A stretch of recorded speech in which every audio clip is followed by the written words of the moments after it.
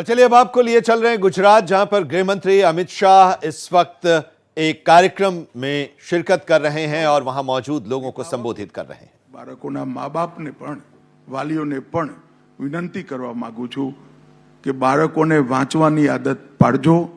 વાંચવાની આદત પડશે તો બાળક ગમે એટલી મુશ્કેલીમાં પણ ટટ્ટાર રહી મુશ્કેલીની બહાર નીકળી જશે, અને જો વાંચવાની આદત નહીં હોય તો એક વાવાઝોડામાં જ ભાંગીને ભૂકો થઈ જશે। વાંચનનો મહિમા, એનું મહત્વ અને એની ઉપયોગિતા ત્રણેય મેં મારા જીવનમાં ખૂબ સુપેરે અનુભવી છે।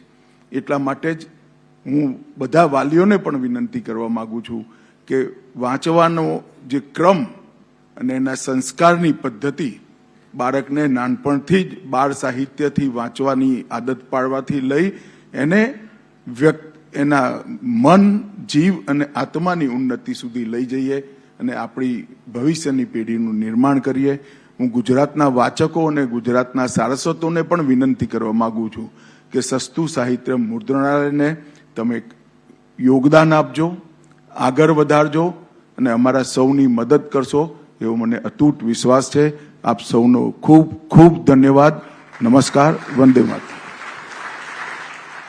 अमित शाह सस्तु साहित्य ट्रस्ट द्वारा पुनः प्रकाशित विविध पुस्तकों के विमोचन कार्यक्रम में शामिल हुए हैं और वहां पर मौजूद लोगों को उन्होंने संबोधित किया है।